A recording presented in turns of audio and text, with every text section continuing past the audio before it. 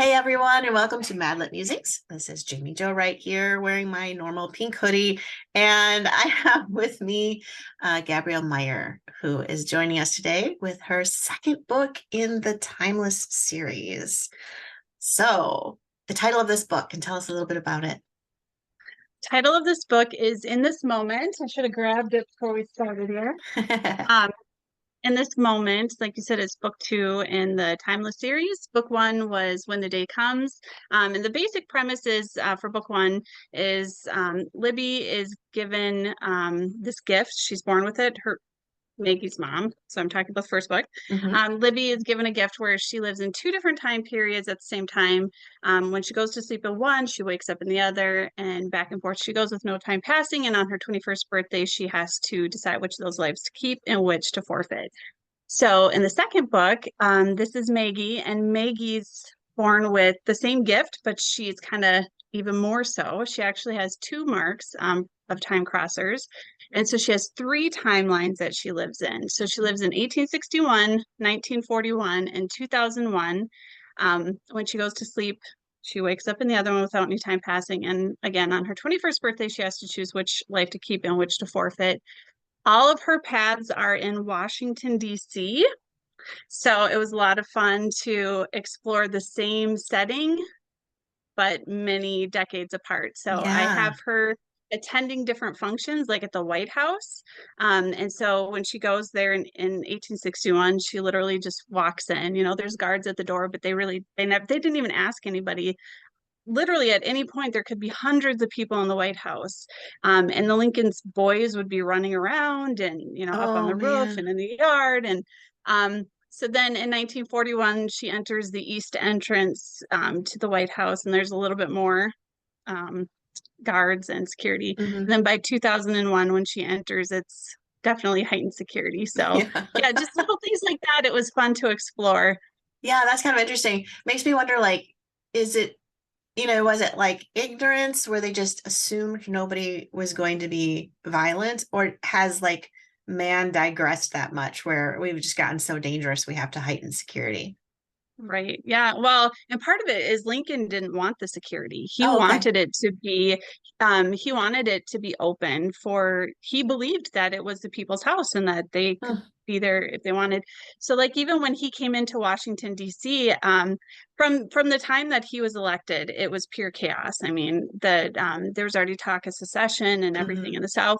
So they hired Alan Pinkerton Hmm. to to unearth this plot against Lincoln. And so basically they snuck him into Washington, D.C. incognito. Pinkerton did, and Lincoln was upset about that for the rest of his presidency. He said, I should have Interesting. entered the state or the nation's capital confidently instead of Mm. being hidden. So anyway, Alan Pinkerton then was put in charge of kind of the first Secret Service, Hmm.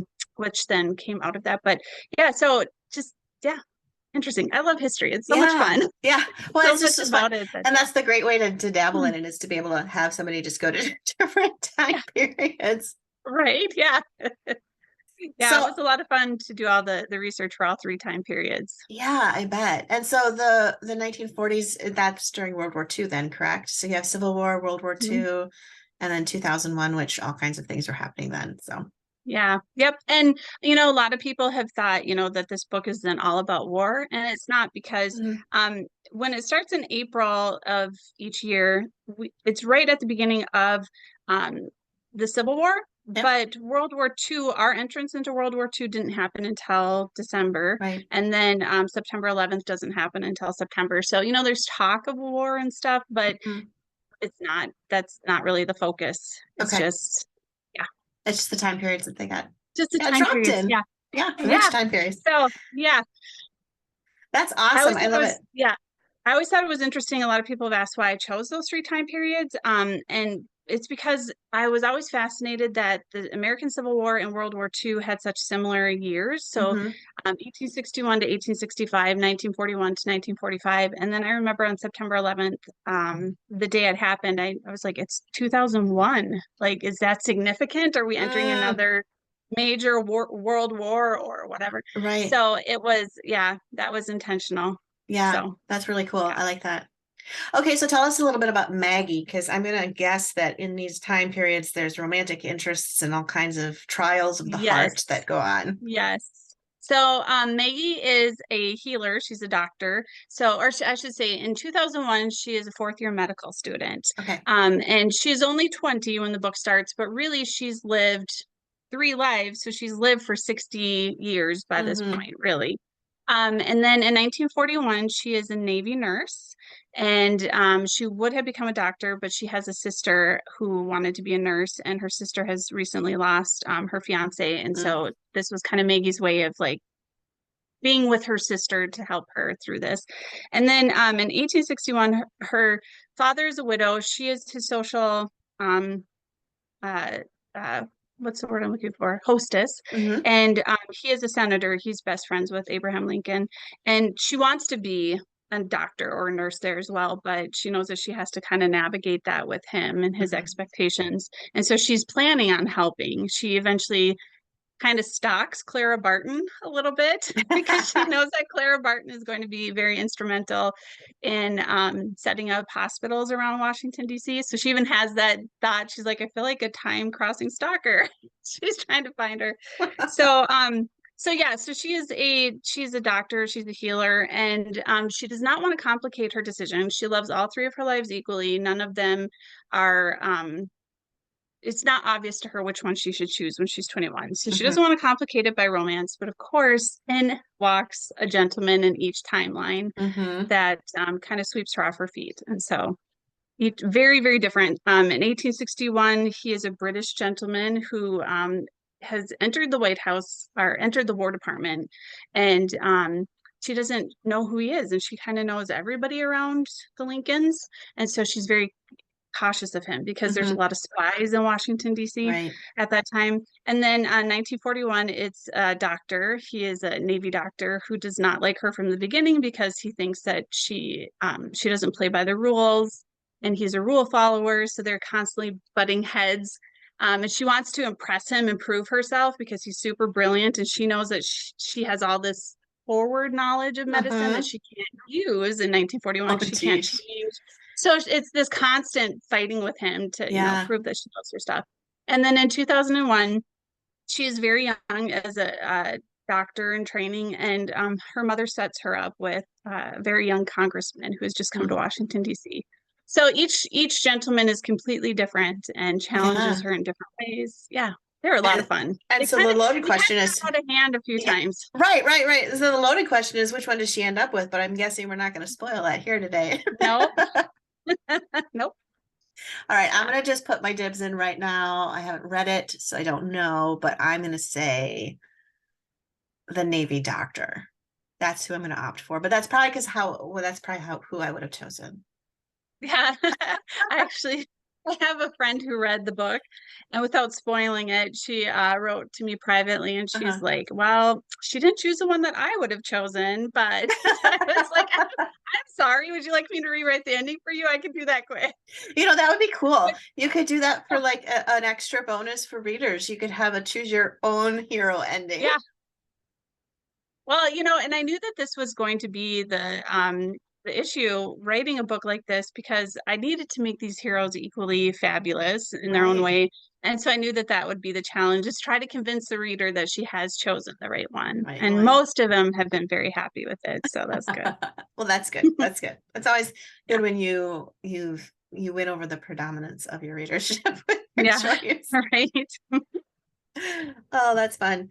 Okay, so Maggie is doing this crossing of time thing. How does she handle I mean, that's got to be a lot of like mental and emotional stress too. So tell me a little bit Yeah. about how you handle that in the book and her faith walk and her journey and all of that. Yeah. So one of the themes for this book is the idea that we're often given a lot of great choices. And if we don't know what God is asking us to do, like, should I do this? Should I do this? And there's really no right or wrong answer. You just have to take a step of faith. And that's really what this book explores, is the fact that Maggie just has to take these steps or leaps of faith at different times And one of the things that I realized when I was younger is that when I would make a decision based out of fear, that was Mhm. usually when it went wrong. It's like, Yeah. I didn't do that thing because I was afraid, or I didn't go to that place because I was afraid. I didn't take that job because I was afraid. But when we make these decisions based out of faith, that's often when we find that we're in the right place. Um, and so that's kind of what Maggie comes to realize as well. And so as far as the trauma she experiences, so I actually had a reader just this morning who messaged me about this, and she said, reading this, I just kept thinking that this character would just have so much PTSD, like if they've Mm, lived through all of these hard, difficult times. And so my answer to that is yes. I mean, obviously, we all struggle with the trauma, the events that we go through. But in a book like this, you have to suspend belief for a few things, the yeah. fact that she time travels. And so that's kind of one of those things that you have to kind of suspend belief. I feel like she deals obviously emotionally with each of these things in her life, but I would like to believe that if this was a gift that she was given, that she was also given the gift of being able to mentally and emotionally stand up under some of it. Hmm. So that's kind of the answer I gave to the reader is, she has a supernatural ability to like not push it aside, but to be The able to time handle it. travel. So So yeah, everything that goes with it, right? yeah, Well, and yeah, I suppose too, as a character, she's coming from a line of women that have done this too. So it's not like a new yes. concept to her, I'm assuming. Right, exactly. And she does rely a lot on her mother's advice and her mother's experiences. She even has a conversation with a friend of hers about it who knows that she's a time crosser. And she says, my mom talked about how hard it was to give up this one life and how she mourned for a long time. But Mm, as she eventually settled into the life that she is now leading, it eased and dulled over time. So yeah, she knows that it'll be hard, but that she'll get through it. yeah. So Okay, so loaded question. Let's assume that you were born with the ability to time travel. yeah. What eras would you personally want to be flipping back and forth between? Oh, so a lot of people ask me which one I would want to stay in, but not flip back and forth between. So I love the Gilded Age. I just Okay. love that whole time period after the American Civil War, before World War One. It just Hmm. seems like this golden era. If you were born in the right family, I guess. But that could be any time period, You look back Right. at all the time periods and none of them are without their trouble. So I would say probably the Gilded Age. I really love that there was electricity and automobiles and all that fun stuff, but it still seems kind of magical in a way. Hmm. Um, and then the other one,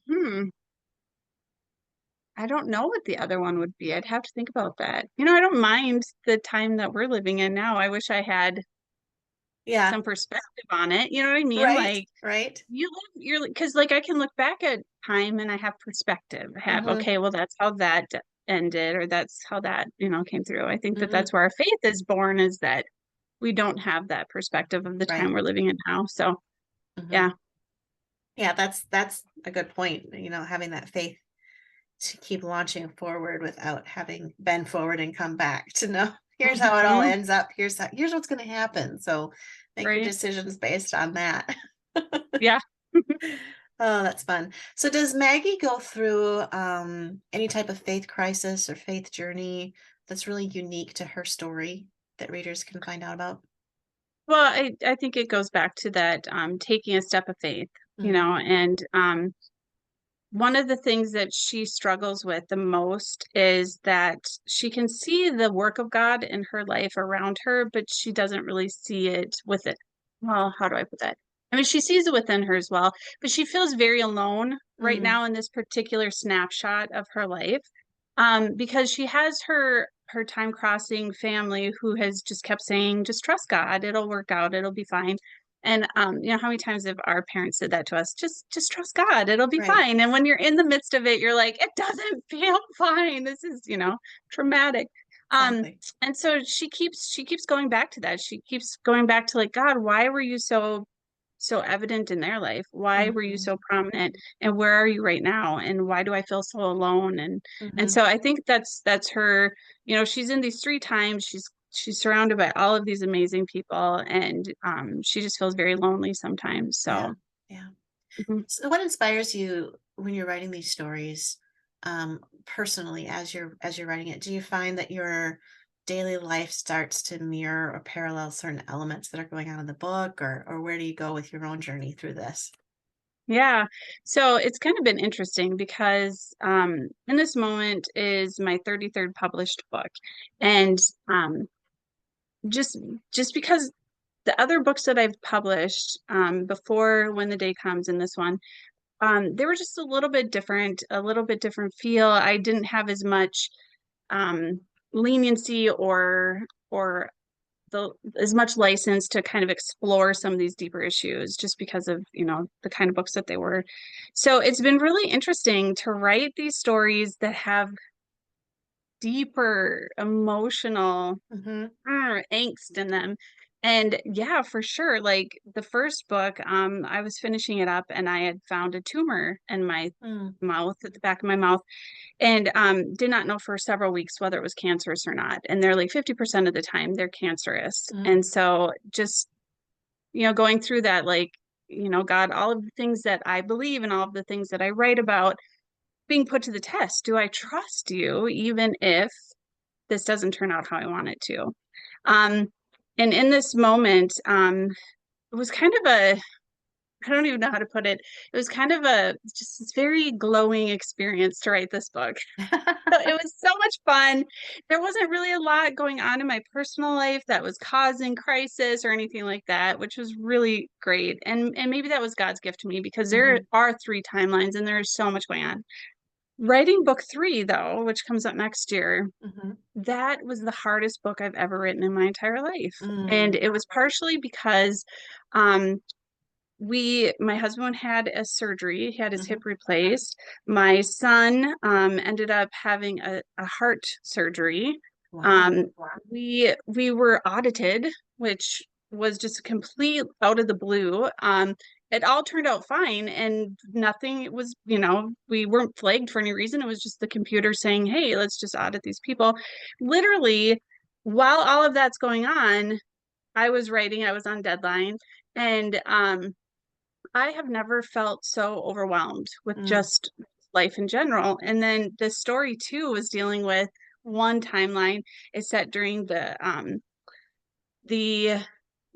Salem witch trials in mm, 1692, which is holy cow, there is just yeah. so much there, and just a lot of spiritual heaviness Mhm. in that time period. And so it was a struggle. Like, and then Yeah. also too, once you put your books out there and then you start getting reviews on them, and then you're like, oh, this is such a beautiful book, and then all of a sudden these people are saying these things and you're like, well, I didn't intend that, or I didn't mean that, or, like some people just take, like, Right. for instance, if they didn't know it was a Christian novel and they will just Mhm. bash it because it was a Christian novel. Right. And it does feel personal because, you pour your heart and soul, you pour your faith into it. And then Mhm. when it gets attacked, and that's just the nature of what we do. Right. So I had those reviews in the back of my head while I was writing book three. So I Mhm. finished book two before book one came out. So I've got all of that going on. It was just like a mess. And then, but through it all, what I learned is that sometimes we have to go through those things and we don't know why. We don't know Right. why all these hard things are happening. And what it comes down to is that we have to learn that God is good regardless, Mm, and to trust that he has walked us through these situations for our good, his glory. And my characters definitely learned that yeah. lesson. I didn't even, yeah. So I'm like sitting there like one character's talking to another and I'm like, oh, he's talking to me. Mm. So yeah, it was just a season. It was, Yeah. I just, and thankfully, like all of those things, my son's heart is great, my husband's hip is great.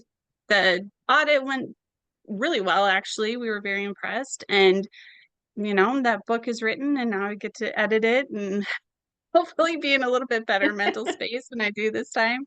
But I'm really excited about it. I think it's a Yeah, great story, and yeah, I'm excited to share it. yeah. I think it's always interesting when you're writing a book and then I don't want to say outside forces because that sounds really spiritual and I don't mean it that way, but just Yeah, outside yeah. things, pressures come in and you're still being asked to be creative and suddenly those creative juices Hmm. can just sometimes dry up and you're like, I've got nothing left to Yep, give, yep. nothing It's left. exactly how it feels. Mm-hmm. Yeah, Mm-hmm. And then your characters start preaching at you and you're like, yeah, really? right. Really?